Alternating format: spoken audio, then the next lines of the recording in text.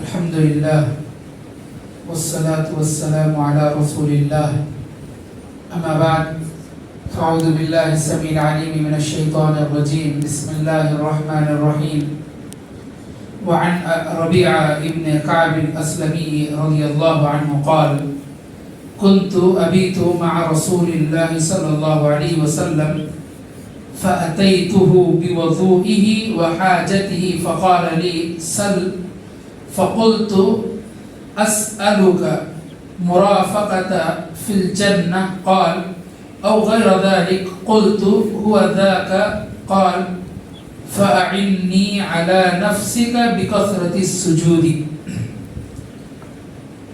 رواه مسلم کتاب الصلاة باب فضل السجود والحث علیہ حدیث نمبر 480 پر 9 حضرت ربیعہ بن کعب الاسلمی رضی اللہ عنہ بیان کرتے ہیں.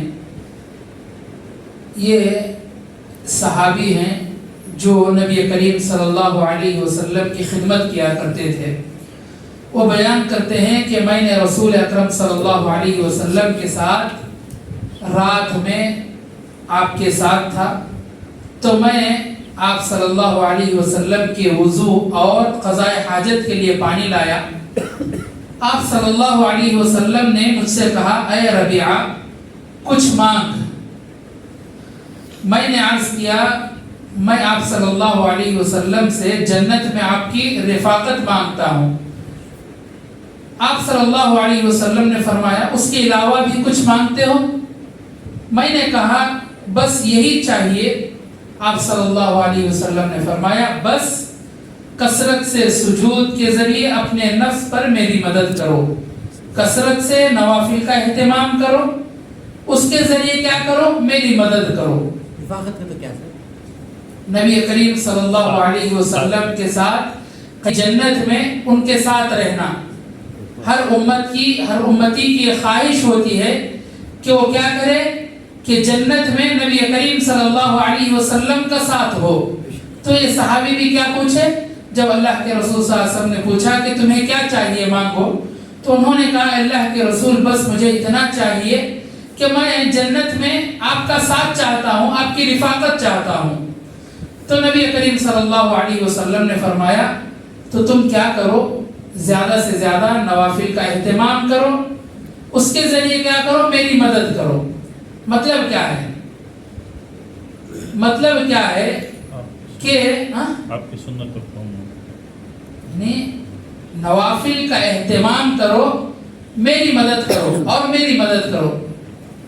تو کیا ہوا مطلب؟ تو اس کا مطلب علماء بتاتے ہیں کہ جس طرح ایک ڈاکٹر اور مریض ہیں, ڈاکٹر کیا کرتا ہے؟ مریض کی دوائی کا اہتمام کرتا ہے, اس کے علاج کا اہتمام کرتا ہے. تو مریض کی ذمہ داری بنتی ہے کہ اس کی دوا جو ہے ٹھیک وقت پر لے, اور جس طرح ڈاکٹر نے کھانے کے لیے کہا ہے اسی طرح کھائے. ڈاکٹر نے جس طرح ہدایات دی ہیں اسی طرح کیا کرے, ان ہدایات پر عمل کرے. تو نبی کا مطلب یہی ہے کہ تم نوافل کا اہتمام کرو اور میری مدد کرو. مطلب کیا ہے؟ جو آپ نے مجھ سے مانگا ہے میں اس کو اللہ کے سامنے رکھوں گا آپ کی دعا کو, لیکن آپ کو کیا کرنا ہے؟ میں نے جو دوائی آپ کو دی ہے نا, اس دوائی کو کیا کرو, اس کی ہدایت جس طرح میں نے ہدایت کی ہے اس ہدایت کو اپناؤ. یعنی اس کا یہ مطلب ہے. سمجھ میں آ گیا سب کو؟ تو یہی مطلب ہے. تو مطلب یہ ہوا کہ نوافل کا زیادہ سے زیادہ اہتمام کرنا چاہیے, کیونکہ نبی کریم صلی اللہ علیہ وسلم نے فرمایا اقرب ما يكون العبد من ربه وهو ساجد فاكثر الدعاء. بندہ اپنے رب کے اس وقت بہت زیادہ قریب ہوتا ہے جب وہ سجدے کی حالت میں ہوتا ہے, لہذا سجدے میں بہت زیادہ دعا کرو. یعنی نبی کریم صلی اللہ علیہ وسلم نے فرمایا کہ بندہ اللہ سے سب سے زیادہ قریب سجدے میں ہوتا ہے. اچھا, نوافل کے کئی فائدے ہیں. ایک فائدہ تو یہاں اس حدیث میں بیان کیا گیا کہ نبی کی رفاقت, نبی کا ساتھ ملے گا. دوسرا کوئی فائدہ میں آپ کے سامنے حدیثوں میں بیان کر چکا ہوں اس سے پہلے. کوئی دوسرا فائدہ بیان کرنا چاہتے ہیں کوئی؟ سب کو معلوم ہے اللہ کا قربت ہے. اچھا, یہ حدیث دوسری حدیث جو پیش کریا کہ اللہ سے گویا آپ قربت حاصل کر رہے ہیں. تیسرا فائدہ اگر فرائض میں ہاں تیسرا فائدہ کیا ہے؟ اگر فرائض میں کوتاہی ہو جائے چھوٹ جائے تو چھوٹ جائے تو کیا ہوتا ہے؟ قیامت کے دن اللہ تبارک و تعالی نفل کے ذریعے ان فرائض کو مکمل کرے گا. یہ تین فائدے ہمارے سامنے نفل کے ہیں. لہذا نوافل اور سنن کا زیادہ سے زیادہ اہتمام کرنا چاہیے اگر یہ فائدے ہم اٹھانا چاہتے ہیں.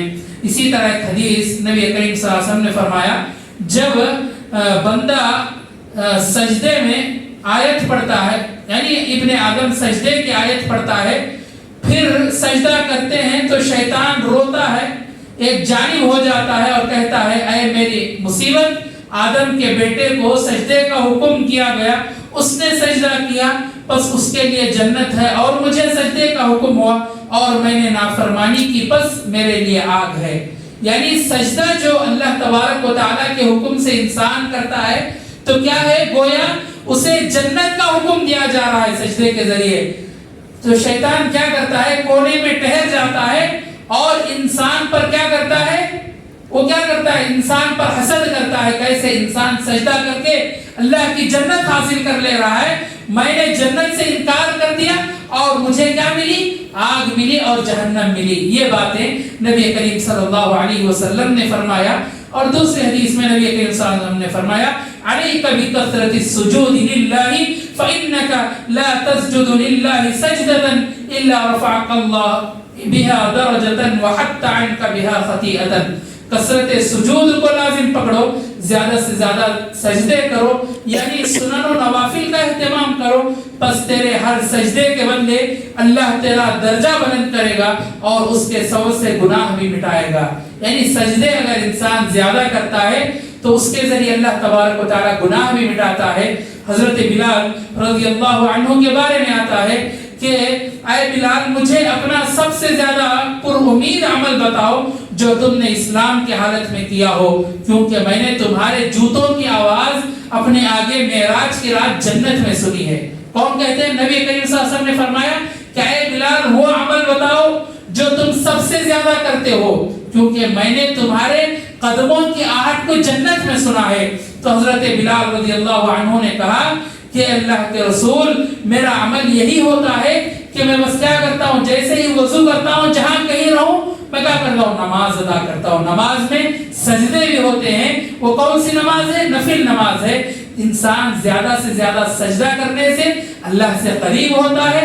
نبی کریم صلی اللہ علیہ وسلم کی رفاقت اسے حاصل ہوتی ہے. اور اسی طرح ان احادیث میں یہ بات بھی کہی گئی کہ نوافل ہو یا دوسری نمازیں آپ زیادہ سے زیادہ کیا کریں سجدوں میں دعاؤں کا اہتمام کریں.